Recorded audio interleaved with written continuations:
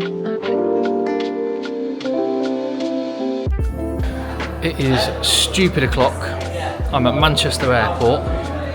Never known it so quiet. I just got through security in literally 4 minutes. That's because I'm headed to Bilbao. And I'm taking you with me.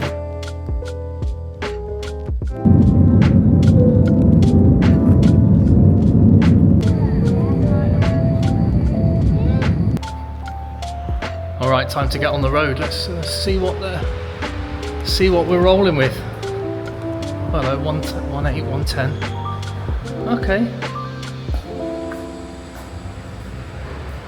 Yeah, I can get on board. I'm starting this video properly now. Yeah, it's now 10 to 12 local time. My day started at 4 AM and you weren't going to get a lot of sense out of me there, so I'll just cut some footage in of me getting to Manchester Airport, taking off and coming to Bilbao, and then picked up my hire car to head the 120 kilometers to Biarritz. I'm almost there. I'm about 20 minutes away right now.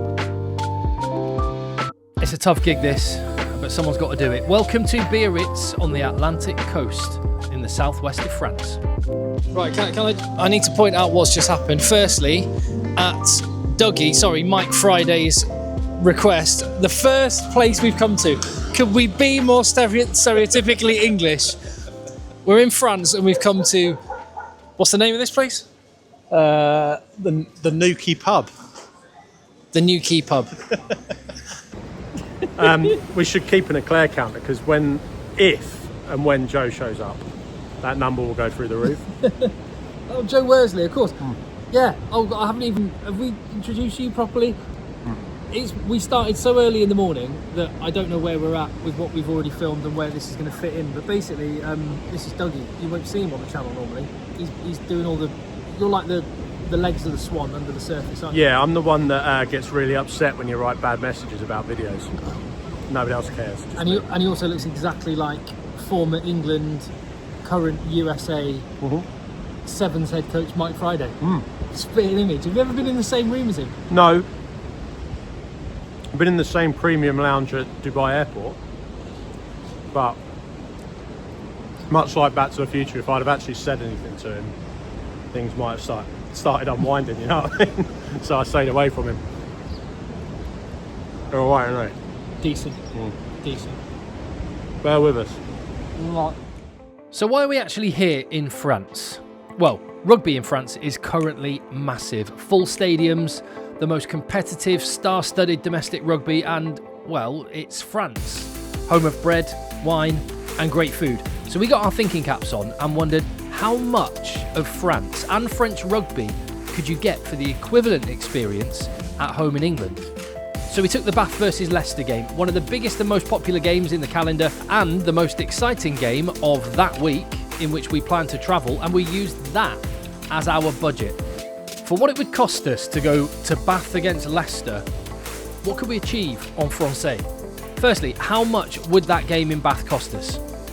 Turns out, a fair chunk of change, because there's match tickets, then there's, well, the worst part as far as I'm concerned, getting there. Megabus, no, that's not happening. So train it is.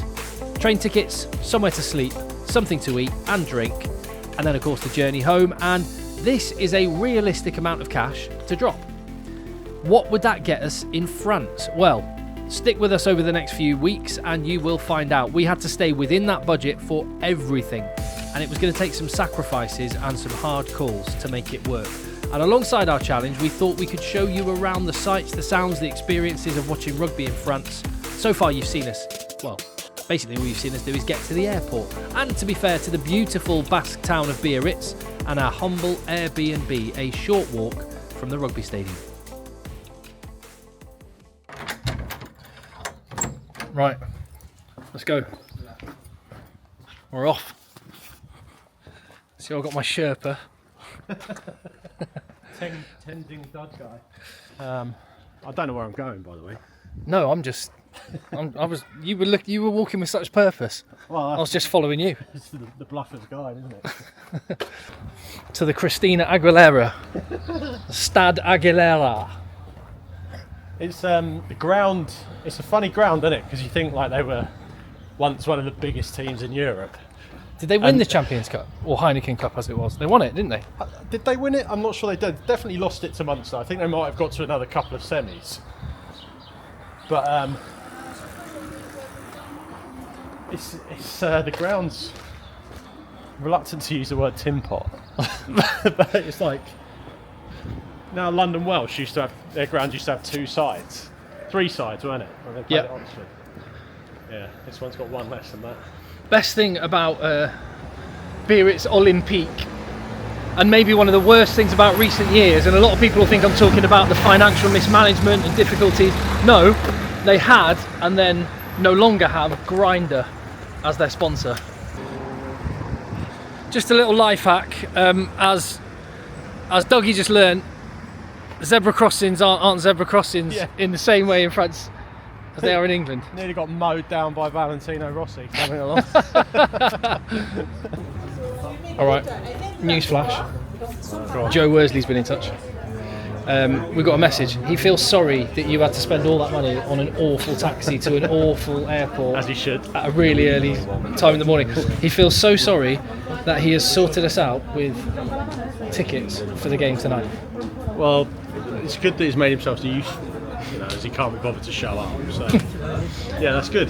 He's flexed his French muscle. Well, I'm looking at this. The prices aren't that bad. It's like €25, cheapest ticket. Decent. But we don't have to take that off our tab. We don't. So we've got €50 of delicious beers to take. There is a catch, however. Go on. I'm not going to tell you yet. Mate, this is 2nd division French rugby an hour and a half before kick-off. Yeah, it's just like Sale. I'm going to sneak my microphone in on the table.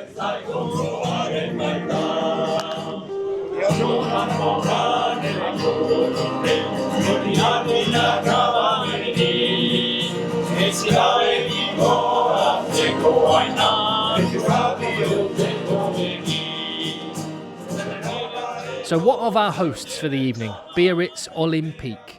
Felt kind of old school in a really lovely way. This is a club that was formed 112 years ago as the merger of 2 smaller clubs in town, Stade and Sporting Club, and it would take them 2 decades to become champions of France with a win over Perpignan, one for the purists. Biarritz came out on top with a resounding 3-0 win. 2 years later, they would beat the same team again, this time a much more entertaining match, 6-0, after extra time. And then they would go on a streak of 60 title-free years before they eventually got their hands on the Brennus once again in 2002 with a win over Agen. Titles would follow in 05 and 06, and this was a period of immense success, a hallmark for the Basque, tinged with legends like Imanol Harinordiki, Damien Trai, Dimitri Yashvili, Serge Betson, Thierry Dusatoir, and not forgetting 3 cheers for Zereri Bombo, propelling the team to within a whisker of European glory on 2 occasions. And then came the tough times. And sadly for the club, it couldn't have been worse. Flirtations with bankruptcy, chaotic leadership, relegations, and most painful of all, poor relations with their neighbours Bayonne, the rivals down the road. And that's the main problem for Biarritz now. They aren't the big brother anymore. They're in the shadow of their neighbours, struggling for survival, and all anyone can think about still is the glory days. But the glory days are gone, and this club needs some impetus.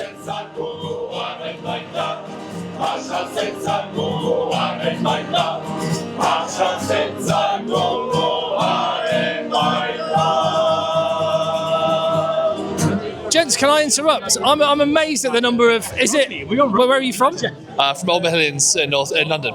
Yeah, I'm amazed how many English voices there are around today. Of course. Is this end of season tour time? Yes, absolutely. Filled with it. South of France, what a better place to go. When did it start? Today. Yeah, came in about midday. Don't take this the wrong way. You don't look like it started today. You on a rugby? Well, yeah, I was about to say. Exception to the rule. At 9 a.m. it's rude to drink, but I've been awake for days, so it's fine. You weren't on that Stansted flight, were you? Yes, yeah, absolutely. Oh, hell. That's hell. It's not a nice one, but North London is not too bad. So just to bring you up to speed, Joe Worsley flexed his French muscle, played a blinder, sorted his tickets, or so he said. We may well have to decide between beers and tickets.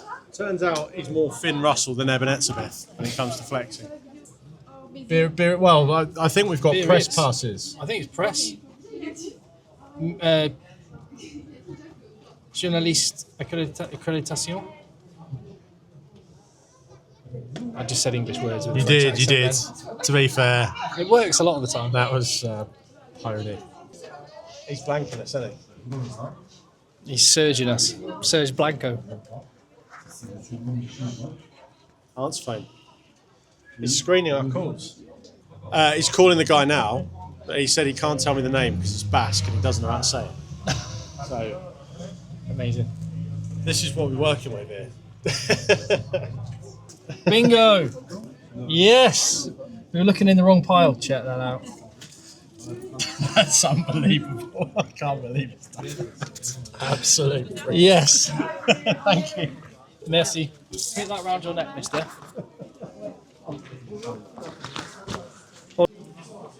Mike Friday. Mike Friday. How'd you feel? Not great, Tim. Not great. But look, we need to go and find out where that can get us. We do. Media lounge. That sounds like red wine and cheese to me. Does sound like red wine and cheese. Let's go find out where we can't go by going to that place. A little bit of UK interest just behind me, just doing little keepy ups to himself. If you can see him there on the pitch, is Zach With all Kibarigi. his mates. Zach Kibarigi. Yeah. Obviously, walking back to the halfway line, thinking, "Oh man, I could have been in Newcastle tomorrow." And more UK interest. Where is he? I'm just looking for some luscious blonde, flowing blonde locks. Side. Yeah, there he is, far side. Tackle pads. Socks pulled right up, as they should be. Tyler Morgan, former Welsh international. Been working on them show muscles. Always. I spend a lot of time down the beach. Oh, look at the size of some of those units. In camo as well. The camo warm-up vest for Béziers. Christian Judge has got a very shiny head. Right, so Béziers are out on the pitch. Biarritz are out on the pitch. This is not a nothing burger of a game. Nope. Biarritz bang in trouble. And can you imagine if Biarritz, like European Cup finals, all the history that this club's got, going to be in like National 1. They started the season so well, but they've been on a slide and they lost to Stade Niçois last time out, bottom of the table, already relegated basically. So they could get dragged into a relegation dogfight, and Béziers are in 5th and hunting a playoff spot, and they want to come away and win this one. So there's a lot on this one. You think as well, like a lot of these Béziers lads with the takeover and stuff, probably playing for contracts at the moment as well. Well, there's been two very different takeovers of this club. So Biarritz were in a financial strife and have been taken over in a kind of barely making it. Whereas, like you say, Bob Skinstack, we saw him earlier. Him and Andrew Mertens and a big conglomerate of businessmen have taken over at Béziers, and they got big plans. Yeah, so a lot of those lads might not be there next year, so they're going to want to play. I hope it's not, but it could be an absolute pasting. Could be a pasting for Biarritz. Game on.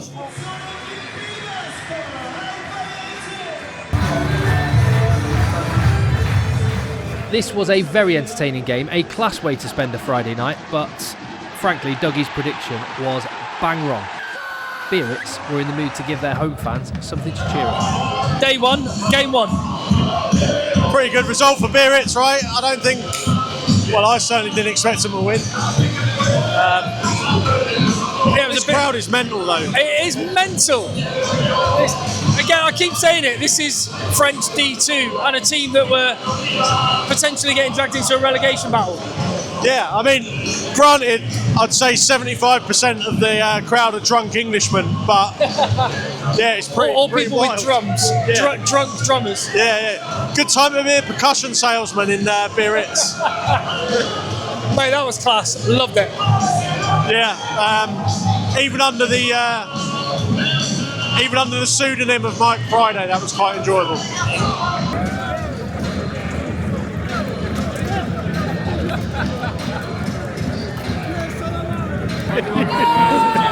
Never seen a human being that looks like that. Dougie, let's play a game. Yeah.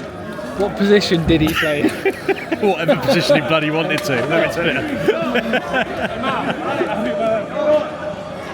I can't tell where his head stops and his neck starts. And so, with that enormous cube-shaped gentleman, we made our way back to the bar, allowing ourselves a nightcap. All right, maybe two. And the budget for the day was exhausted. We were exhausted. Day one drew to a close. Stay tuned for the rest of our French adventure. How far will that budget stretch? How much rugby can we squeeze into our trip?